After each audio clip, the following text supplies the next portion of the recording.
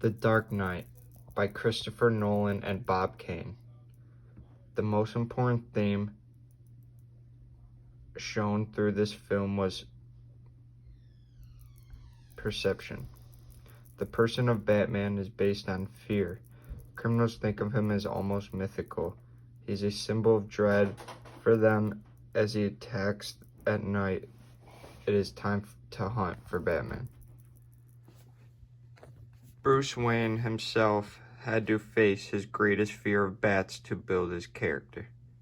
Now he directs his fear towards the scum of society. At one point, Bruce is told by his trusty butler, "Know your own limits." Wayne replies with Batman has no limits, showing that he has two identities. Of course, he has to change his methods to finally catch and defeat the Joker.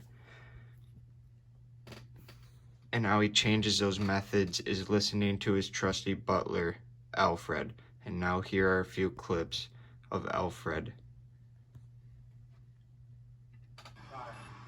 Databases are full of close calls, tips from fences. She's good, but the ground is shrinking beneath her feet. We should send the police before she fences the purpose. She won't. She likes them too much. And they weren't what she was after. What was she after? My fingerprints. It was print and toner, mixed with graphite on the safe. Gives a good pull, and it's untraceable. Fascinating. You two should exchange notes over coffee. So now you're trying to set me up with a jewel thief. At this point, I'd set you up with a chimpanzee if it brought you back to the world. There's nothing out there for me. And that's the problem. You hung up your cape and your cowl, but you didn't move on. You never went to find a life, to find someone. Alfred, I did find someone. I know, and you lost them, but that's all part of living, sir. But you're not living, you're just waiting, hoping for things to go bad again. Remember when you left Gotham? Before all this, before Batman? You were gone 7 years. 7 years I waited, hoping that you wouldn't come back. Every year, I took a holiday. I went to Florence. There's this cafe on the banks of the Arno. Every fine evening, I'd sit there and order a Fernet Branca. I had this fantasy that I would look across the tables and I'd see you there with a wife, maybe a couple of kids. You wouldn't say anything to me, nor me to you. But we both know that you'd made it, that you were happy. I never wanted you to come back to Gotham. I always knew there was nothing here for you except pain and tragedy. And I wanted something more for you than that.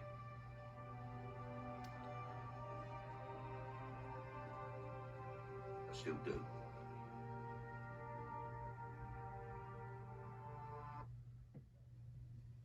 Inside Bruce's body, he was the same person as us. He was worried about how people looked at him.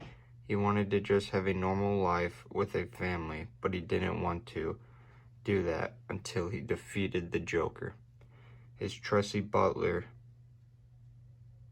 Alfred, even says the same thing and tries to get him out of Gotham because he knows he's going to be trying to defeat Joker and he wants him to have a normal life with a family, as you saw in the clip.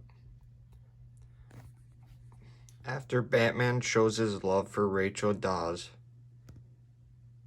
she sends Alfred a letter to give to Batman, and this is what the letter reads. Dear Bruce, I need to be honest and clear. I'm going to marry Harvey Dent. I love him, and I want to spend the rest of my life with him. When I told you that if Gotham no longer needed Batman, we could be together, I meant it.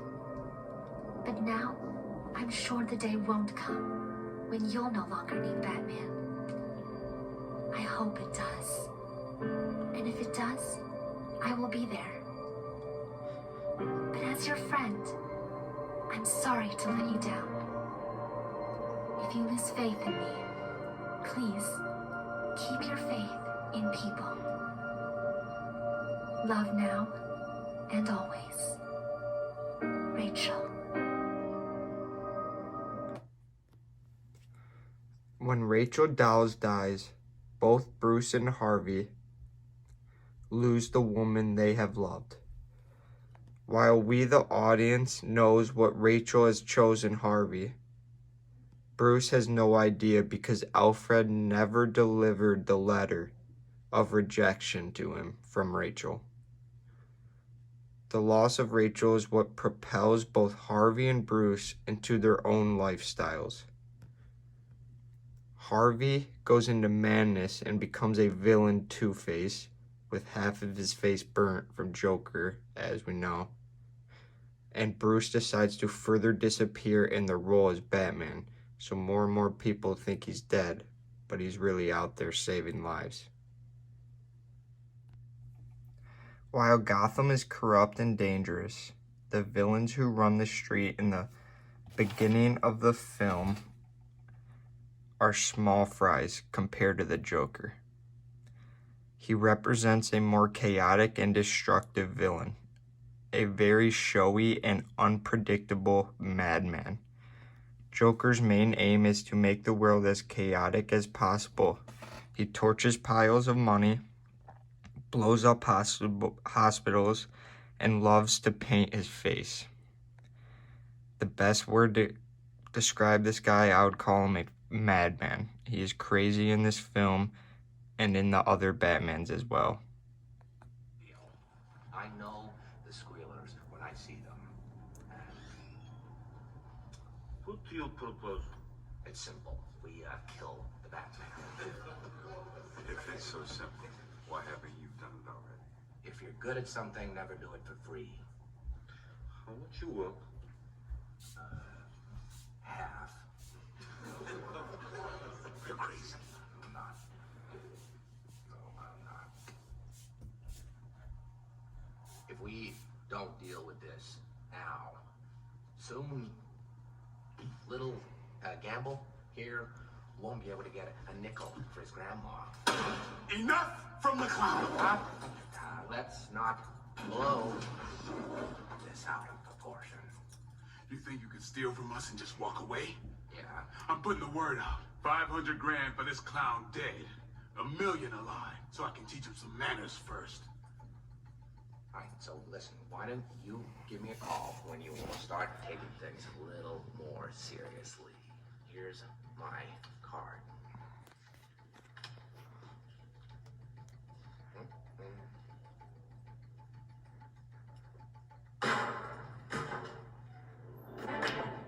Yo, Gamble, somebody here for you. They say they've just killed the Joker. They brought the body.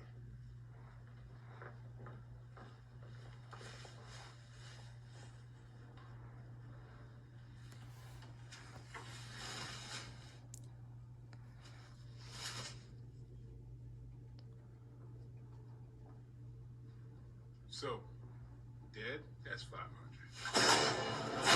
How about a lie? You want to know how I got these scars? My father was a drinker and a fiend. And one night, he goes off crazier than usual. Mommy gets the kitchen knife to defend herself. He doesn't like that. Not one bit. So, me watching, he takes the knife to her, laughing while he does it. He turns to me, and he says, "Why so serious?" He comes at me with the knife. "Why so serious?" He sticks the blade in my mouth. Let's put a smile on that face. And why so serious?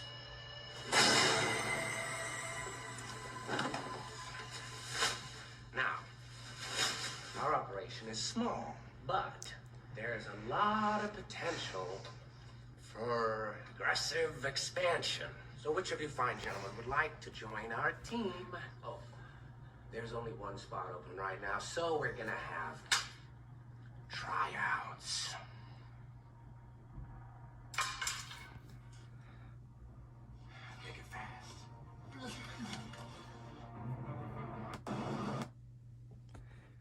As you can see, Joker can blackmail his way through anyone and lie to them, disrespect them, and he's very unpredictable as he just pulls out of that black tarp looking like he's dead and puts a smile right back on that guy's face.